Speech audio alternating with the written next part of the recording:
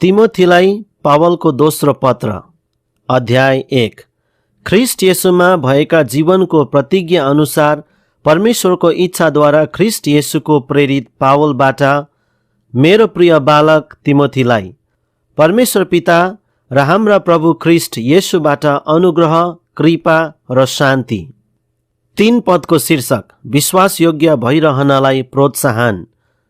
जब म तिमीलाई निरन्तर आफ्ना प्रार्थनाहरूमा सम्झन्छु, म परमेश्वरलाई धन्यवाद दिन्छु, जसको सेवा मेरा पिता पुर्खाहरूले गरे झैँ म शुद्ध विवेकले गर्दछु। तिम्रो आँसु सम्झँदा रात दिन तिमीलाई भेट्ने मेरो उत्कट इच्छा हुन्छ र म आनन्दले भरिन सकूँ। मलाई तिम्रो निष्कपट विश्वासको सम्झना हुन्छ, त्यो विश्वास जो पहिले तिम्री बज्यै लोइसमा थियो र तिम्री आमा युनिसमा, अनि मलाई निश्चय छ त्यो विश्वास तिमीमा पनि रहेको छ।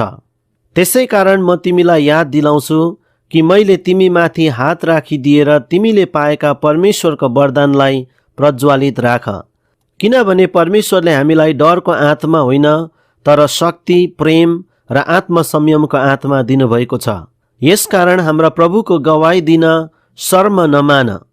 न त म उहाँको कैदीको, तर परमेश्वरको शक्तिमा सुसमाचारको निम्ति दुःख भोगमा तिमी सहभागी हौ। उहाँले हामीलाई उद्धार गर्नुभयो र एउटा पवित्र बोलावटद्वारा बोलाउनुभयो। हाम्रो कामको आधारमा होइन, तर उहाँको आफ्नै अभिप्राय र अनुग्रहको आधारमा हो, जो उहाँले ख्रिस्ट येशूमा युग युग अघिदेखि हामीलाई दिनुभएको थियो। जुन अनुग्रह अब हाम्रा मुक्तिदाता ख्रिस्ट येशूको आगमनद्वारा प्रकट गर्नुभएको छ। उहाँले मृत्युलाई नाश गरेर जीवन र अविनाशलाई सुसमाचारद्वारा प्रकाशमा ल्याउनुभयो। यसै सुसमाचारको निम्ति म एक प्रचारक, प्रेरित र शिक्षक नियुक्त भएँ। यसकारण मैले यी कुरा भोगेको पनि छु, तर म शर्माउँदिन, किनभने मैले कसमाथि विश्वास राखेको छु सो म जान्दछु र मलाई निश्चय छ जुन कुरा त्यस दिनसम्म मैले उहाँलाई सुम्पेको छु त्यो सुरक्षित राख्न सक्ने उहाँ हुनुहुन्छ। ख्रिस्ट येशूमा भएको विश्वास र प्रेममा तिमीले मबाट सुनेका साँचा कुराहरूका नमुनाको अनुसरण गर। तिमीलाई जिम्मा लागेको सत्यलाई हामीमा वास गर्नुहुने पवित्र आत्माद्वारा सुरक्षित राख। एसियामा हुनेहरू सबै मबाट तर्किएका तिमीलाई थाहै छ। ती मध्ये फुगेलस र हर्मोगेनस हुन्। प्रभुले ओनेसिफरसको घरनालाई कृपा राखुन्, किनभने तिनले मलाई अक्सर हौसला दिन्थे र मेरो साङ्लाको शर्मा मान्दैनथे। तर तिनी रोम आएपछि दुई खोजेर मलाई भेटाए। प्रभुको दिनमा तिनलाई प्रभुले कृपा प्रदान गरून्। तिमीलाई राम्ररी थाहै छ एफिससमा तिनले मेरो पुरा सेवा गरेथे। अध्याय 2। यसकारण तिमी मेरो बालक ख्रिस्ट येशूमा भएको अनुग्रहमा बलियो हौ। धेरैजना साक्षीहरूका उपस्थितिमा तिमीले मबाट जे कुरा सुनेका छौ ती अरूहरूलाई पनि सिकाउन सक्ने विश्वासयोग्य मानिसहरूलाई सुम्पिदेऊ। ख्रिस्ट येशूका असल सिपाही झैँ दुःख भोगमा हामीसँग सहभागी हौ। सेनामा भर्ना भएको सिपाही अरू धन्दामा अल्झँदैन, किनकि उसलाई भर्ना गर्नेलाई सन्तुष्ट पार्नु नै उसको लक्ष्य हुन्छ।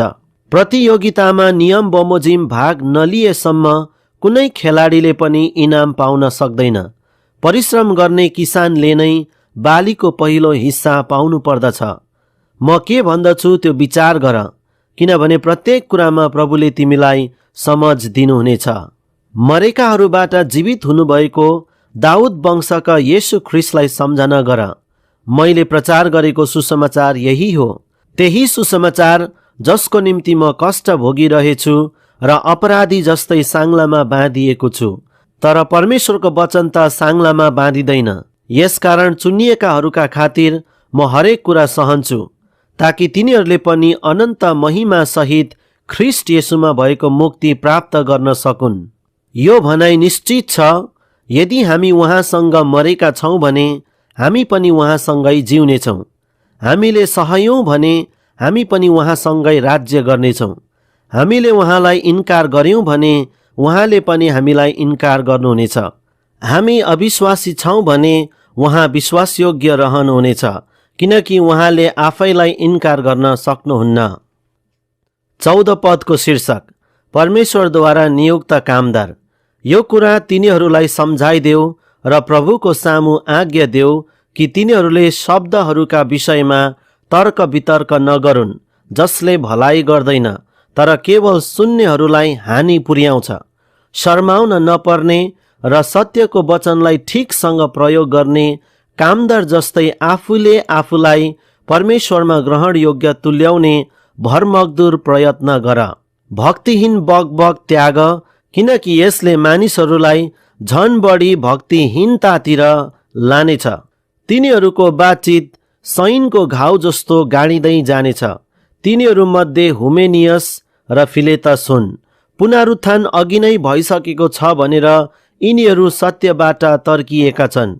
कतिजनाको विश्वासलाई यिनीहरूले खलबल्याइरहेका छन्, तर परमेश्वरको दृढ जग खडै रहन्छ र त्यसमा यो छाप लागेको छ, प्रभुले आफ्ना जतिलाई चिन्नुहुन्छ र प्रभुको नाउँ लिने जति हरेक अधर्मबाट टाढै रहोस्। ठुलो घरमा सुन र चाँदीका भाँडाहरू मात्र हुँदैनन्, तर काठ र माटोका पनि हुन्छन्, कुनै आदर र कुनै अनादरका निम्ति। जे कुरो अनादरको छ, यदि कसैले त्यसबाट आफूलाई शुद्ध पार्यो भने त्यो आदरका कामको लागि एउटा पात्र बन्नेछ र घरका मालिकको निम्ति चोखो, उपयोगी र कुनै पनि असल कामको निम्ति तयार रहनेछ। यसकारण जवानीका अभिलाषाहरू त्याग र शुद्ध हृदयले प्रभुका नाउँ लिनेहरूका साथसाथै धार्मिकता, विश्वास, प्रेम र शान्तिको लक्ष्य राख। तर मूर्ख र बेसमझका सवाल जवाफलाई इन्कार गर। तिमी जान्दछौ यिनीहरूबाट झगडा हुन्छ।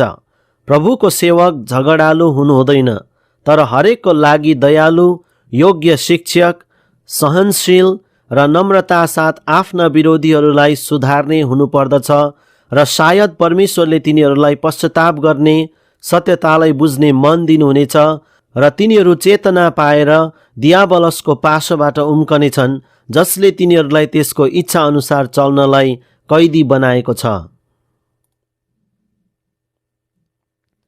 अध्याय 3 शीर्षक आखिरी दिनहरूमा भक्तिहीनता।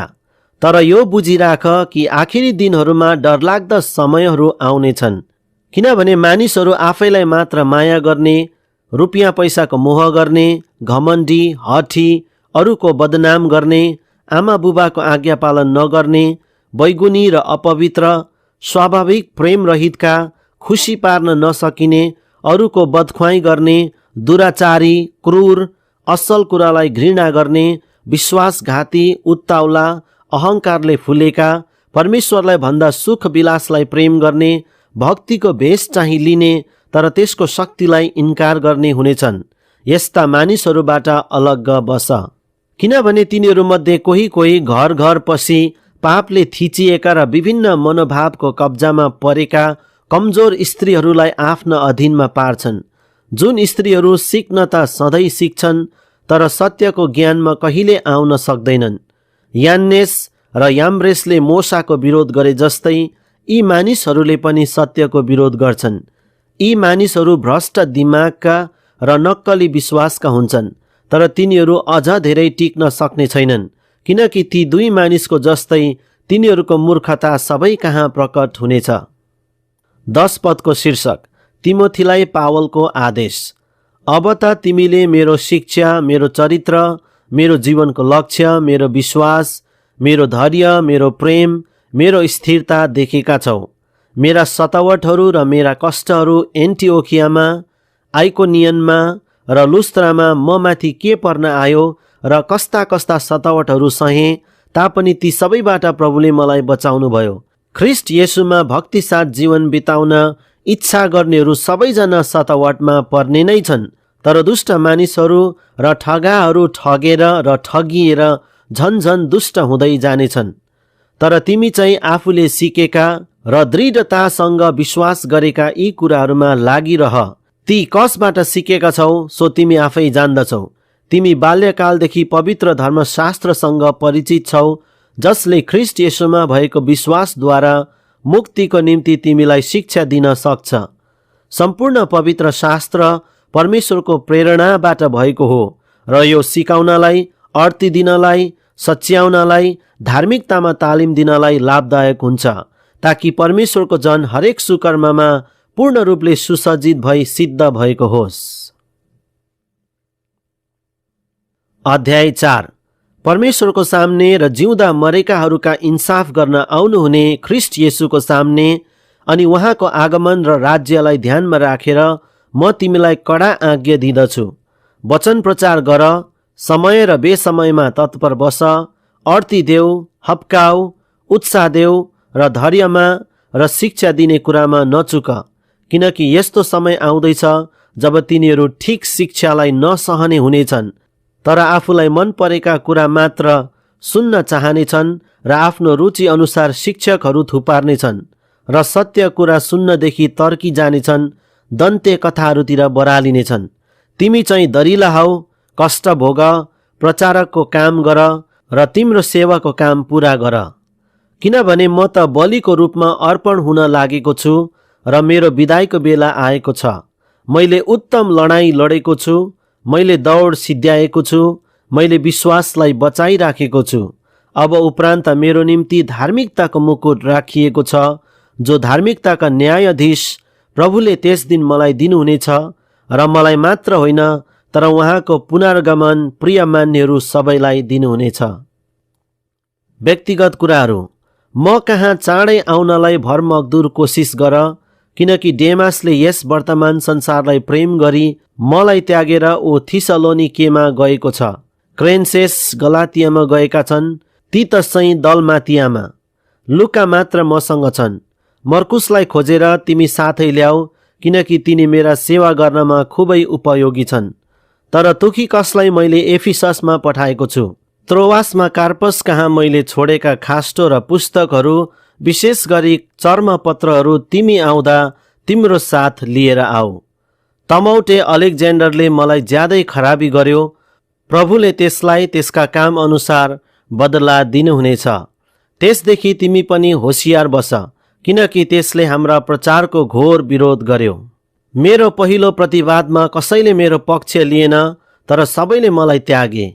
यस कुराको दोष तिनीहरूलाई नलागोस्, तर सबै अन्य जातिहरूले सुन्न सकुन् भनेर प्रभु मेरो साथमा खडा हुनुभयो र सम्पूर्ण रूपले वचनको घोषणा गर्न मलाई शक्ति दिनुभयो, अनि मैले सिंहको मुखबाट छुटकारा पाएँ। प्रभुले मलाई सबै खराबीबाट जोगाउनुहुनेछ र उहाँको स्वर्गीय राज्यको निम्ति मलाई उद्धार गर्नुहुनेछ। उहाँलाई सदा सर्वदा महिमा होस्। आमेन। 19 पदको शीर्षक आखिरी अभिवादन।